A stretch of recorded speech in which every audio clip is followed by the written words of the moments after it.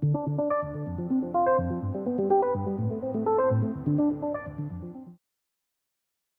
have a quick question here from Lordson asking us about the recent blow up from the or fallout from the Archegos capital management debacle, asking us what the issue was exactly about and what we should make of it. Now, when we have events like these, I tend to look less at the event itself and more at what we can learn and take from the event, because there is a learning opportunity in most of these types of events. So we'll take a look at what happened, and then we'll also take a look at what we can learn from it. I think that's going to be the most important part. So let's start with the what happened. Now, the fund in the middle of this debacle is a family office, supposedly called Archegos Capital Management.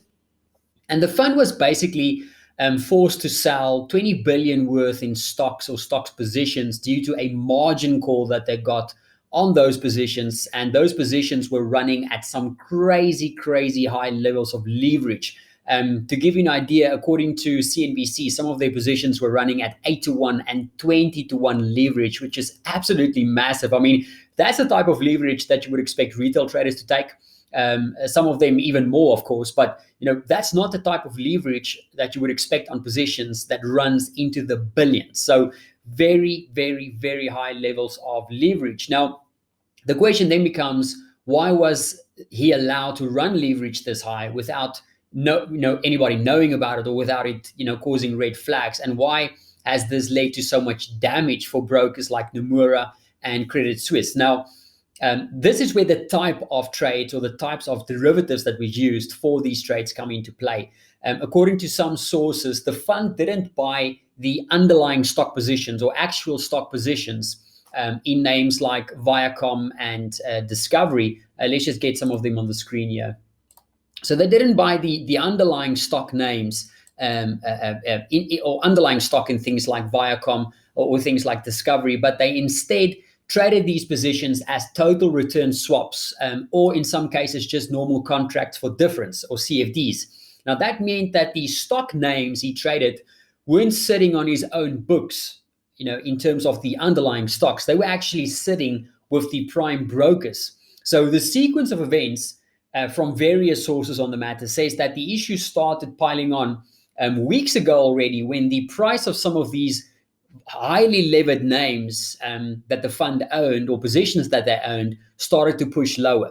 Now, two examples of this is Viacom, the first one, and then the other one, of course, is Discovery. Just two examples of the types of trades that they were trading. And if you take a look at some of these names, the moves have just been absolutely phenomenal before we've had this recent meltdown. Now, there was an article earlier this week from Michael Hewson, the chief analyst at CMC Markets, who wrote an excellent article about these names. We explained that there was always going to be strong pullbacks that we needed to accept from these types of names, because they had some insane runs to the upside that they enjoyed just from the start of the year. If we take a look at Discovery, just from the start of January, the run to the upside was almost 160% gain, just in a couple of short weeks, right? If we take a look at something like Viacom, similarly, from the start of the year, up 180 or almost 180%. So the moves were just absolutely crazy to the upside before, of course, they started to roll over and peak.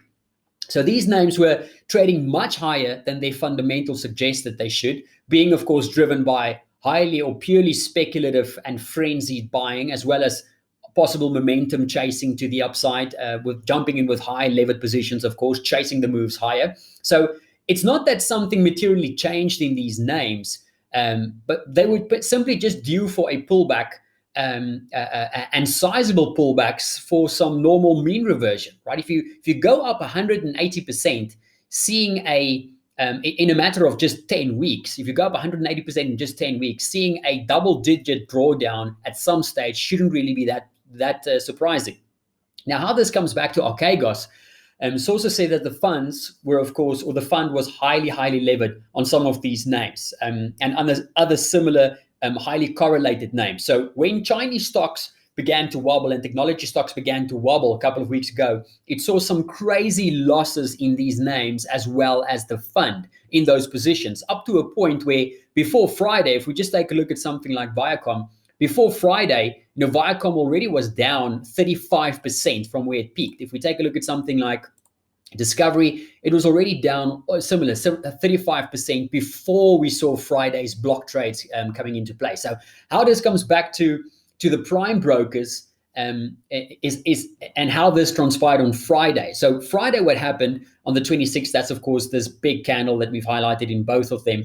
On Friday, seeing what mess was brewing under the surface and under the hood with these names, and arguably noting the danger with this particular fund in these over-leveraged derivatives, what Goldman Sachs did, Goldman Sachs was the first broker out of the blocks, and they started to unwind these positions en masse in size. Block trades of about 2 billion that they started to unwind. And once they started to dump these positions, the price went into absolute free fall mode. I mean, if we take a look just on Friday alone, the downside move in something like Discovery was 68%. I mean, it's just a massive, massive drop just in that 1 day worth of unwinding of those positions. So what happened is that pushed the remaining positions into further massive losses. And since these were not stocks that Archegos owned the underlying stock on, but instead was CFDs or total return swaps, it meant that the prime brokers like Nomura and Credit Suisse, who didn't unwind quick enough, like Goldman Sachs did, they were basically left holding the bag on these underlying stocks. And right now, the estimates of the damage, according to JP Morgan, is easily looking like a 2 billion hit for Nomura and a possible 3 or 4 billion loss for something like Credit Suisse. So just massive, massive, massive amounts of downside of losses due to this debacle. So now that we have the background of what happened, now that we understand, the how the sequence of events played out and why it's been such a big deal, now we need to understand what we can learn from this. Because if there's nothing to learn from things like this, then why waste your time on it at all? So I think the first thing that we can learn from this from an industry side, right? There is so much talk right now about regulation and what could have been done and should have been done by the likes of Nomura and Credit Suisse, and how bad the move from Goldman was, that they started to dump these things en masse, causing some of these losses for other banks or other brokers. But we need to understand that this isn't a kindergarten birthday party. This is the financial markets. Everybody knows that it's a dog-eat-dog world out there. And those who complain about Goldman's move, how they traded this or how they played this, I think that those who complain about it fail to understand that if it wasn't going to be Goldman who moved first, it would have been someone else who moved first. So they were simply first to unwind. They were simply first out of the blocks. And as a result, they were unscathed by the fallout. It makes me think of that movie Margin Call. The actions of that firm in the movie that caused billions in damages and losses for others. It was bad. But if it wasn't them, someone else would have done the exact same thing. So we can't blame the banks for what happened here, whether it was risk management issues or not, whether it was vindictive or not. This is a game that everybody understands the stakes of, right? So we shouldn't judge it like like something that it's not. It's a very, very, very tough industry, this, and if somebody didn't act first, someone else would have. I think the second thing we can take away from this, what this teaches us, is that even the professionals get it wrong.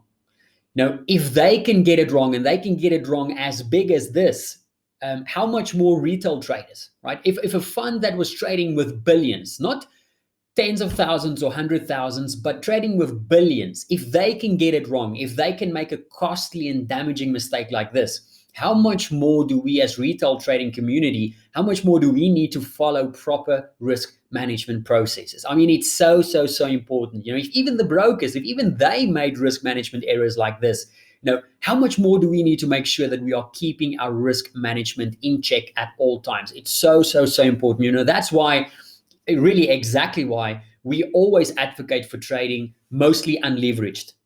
Yes, there will be times and trades where you can try to lever up when you get those no-brainer, high probability trading opportunities, those asymmetrical trades. You can obviously use some leverage, but it's not a tool to use, to just use whenever you think, okay, now's the best time. You need experience with it. It's still a loaded gun, and you need to make sure that you know how you are doing and what you're doing when you plan to use something like leverage.